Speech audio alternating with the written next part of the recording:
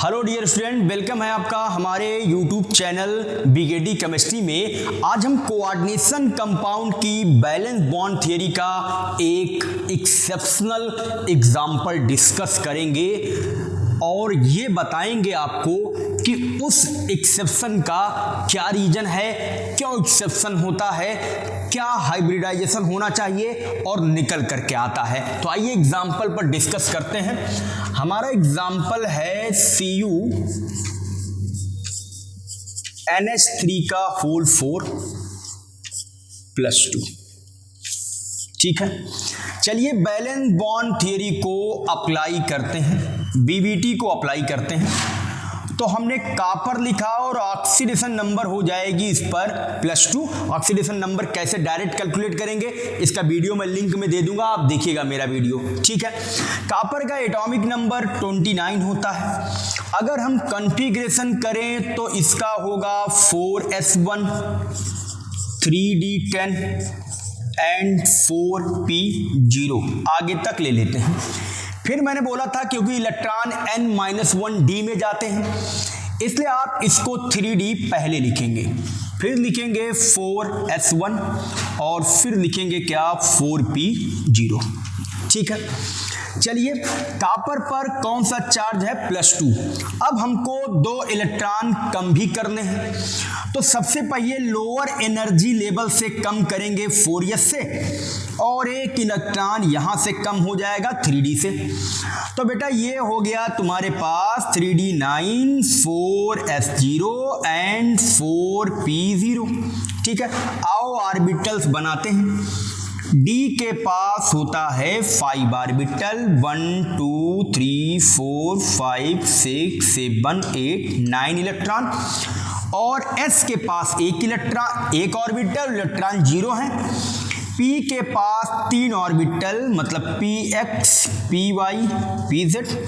ठीक है, तो अब देखो तुम्हारे पास लिगेंड कितने हैं 4 और ऑर्बिटल भी कितना वैकेंट हो गया 4, मतलब इसको अमोनिया ने अपना लोन पेयर डोनेट कर दिया।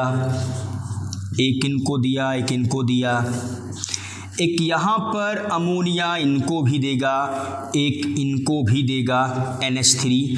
तो ये चारों ऑर्बिटल ओवरलैप कर कर हाइब्रिडाइजेशन क्या बनाएंगे sp3। और आप जानते हो कि जब sp3 हाइब्रिडाइजेशन होगा तो स्ट्रक्चर कैसा हो जाएगा, बोलो टेट्राहाइड्रल। तो तुम्हारे इस कंपाउंड में हाइब्रिडाइजेशन आया sp3 और स्ट्रक्चर कैसा आ गया टेट्राहाइड्रल। आपने बैलेंस बॉन्ड थ्योरी को हूबहू अप्लाई किया है लेकिन हाइब्रिडाइजेशन sp3 और स्ट्रक्चर टेट्राहाइड्रल आ रहा है। जैसे ही तुम किसी एग्जाम में लिखोगे तुरंत उसको एग्जामिनर गलत काट देगा। क्यों? क्योंकि ये तो एक्सेप्शन है, ये एग्जाम्पल एक्सेप्शन है, तुमको दिमाग में रखना पड़ेगा। दरअसल हुआ क्या बेटा, जब हमने इस कंपाउंड का एक्सरे से स्टडी किया, देखो किसी भी कंपाउंड के स्ट्रक्चर की स्टडी जो है वो हम एक्सरे से करते हैं। तो जब हमने इसकी स्टडी किया तो इसका स्ट्रक्चर आ रहा था स्क्वायर प्लेनर। क्या रहा था? Square planar. और अगर स्क्वायर प्लेनर लाना है तो तुमको हाइब्रिडाइजेशन DsP2 लाना ही पड़ेगा। इसलिए आपका सही क्या है, इसका स्ट्रक्चर स्क्वायर प्लेनर होगा और हाइब्रिडाइजेशन क्या होगा, DsP2 टाइप का होगा। कुछ लोग sp2d भी लिखते हैं लेकिन ये ज्यादा करेक्ट है, ये कम करेक्ट है, इस पर भी हम आगे डिस्कस करने वाले हैं। तो रूल से ये आएगा लेकिन असली में आना ये चाहिए। तो आओ डिस्कस करते हैं कि ये हाइब्रिडाइजेशन और ये हमारे पास स्ट्रक्चर कैसे आएगा। ठीक है, तो देखिए इसको मैं इरेज कर रहा हूं, इसका स्क्रीनशॉट आप ले सकते हैं। तो चलो यहां तक तो बेटा कॉमन है। ठीक है, यहां तक तो कॉमन है, हमने जो कॉन्फ़िगरेशन लिखा है ये यहां तक कॉमन है। ठीक है, अच्छा, अब चलिए ऑर्बिटल बनाते हैं, फिर से इसको आगे बोलते हैं, आगे करते हैं इसको 3d10 4s1 4p0 और फिर से इसको हमने कम किया, पहले s से कम करेंगे तब d से कम करेंगे, हो जाएगा बेटा 3d9 4s0 एंड 4p0। यहां पर कॉपर के साथ अमोनिया वीक लिगेंड की तरीके से बिहेव कर रहा है। तो चलो D में हमने बनाया ऑर्बिटल 5 1 2 3 4 5 6 7 8 9, ठीक है। फिर ये बेटा यस का रहा और ये रहा P का तुम्हारा ऑर्बिटल, ठीक है।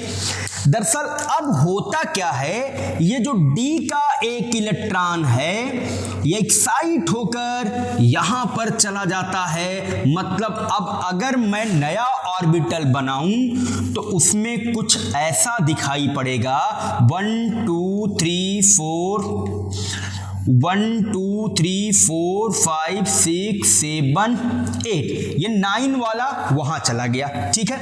अब बेटा देखो ये तुम्हारा इस तरीके से हो गया, एक इलेक्ट्रॉन यहां आ गया, गौर करिएगा, ये ऑर्बिटल वैकेंट, ये orbital vacant, px py vacant और लास्ट इलेक्ट्रॉन कूदकर यहां पर चला गया, एकदम लास्ट में चला गया।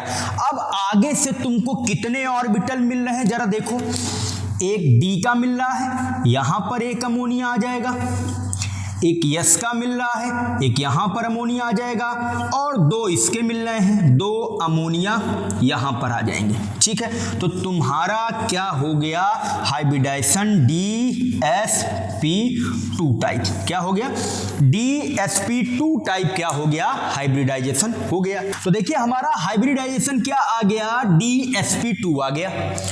कुछ लोग लास्ट का d ऑर्बिटल लेते हैं, मैं ये बोलता हूं कि जब हमको पहले ही d ऑर्बिटल मिल जा रहा है तो हमको लास्ट का d ऑर्बिटल लेने की क्या जरूरत है, हमको ये p लेने की क्या जरूरत है, ताकि हमको बाद का p लेना पड़ेगा, हमको स्टार्टिंग से ही p मिल जा रहा है। इसलिए इन दोनों में अगर हम परसेंटेज वाइज क्लियर करें, फॉर एग्जाम्पल, तो इसको 90% करेक्शन मिलेगा, इसको 10% मिलेगा, मतलब DsP2 हाइब्रिडाइजेशन ज्यादा सही है किसके कंपैरिजन में, sp2d के कंपैरिजन में। तो DsP2 हो गया तो तुम्हारा स्क्वायर कैसा बन जाएगा, सॉरी तुम्हारा स्ट्रक्चर कैसा बन जाएगा, स्क्वायर प्लेनर टाइप का बन जाएगा। अच्छा हाँ, एक और इंटरेस्टिंग फैक्ट, कुछ लोगों का कहना यह है कि कॉपर +2 कॉपर +3 में कन्वर्ट होना चाहता है यहां पर, क्यों, क्योंकि देखो इलेक्ट्रॉन कहां फेंक दिया, आउटर मोस्ट में, इलेक्ट्रॉन इतना दूर हो गया कि यहां से इस इलेक्ट्रॉन को लॉस करना बहुत आसान बात है। इसलिए ऑब्वियस सी बात है कि Cu+2 Cu+3 में कन्वर्ट हो सकता है, लेकिन ऐसा होता नहीं है। पूछो क्यों, इधर देखो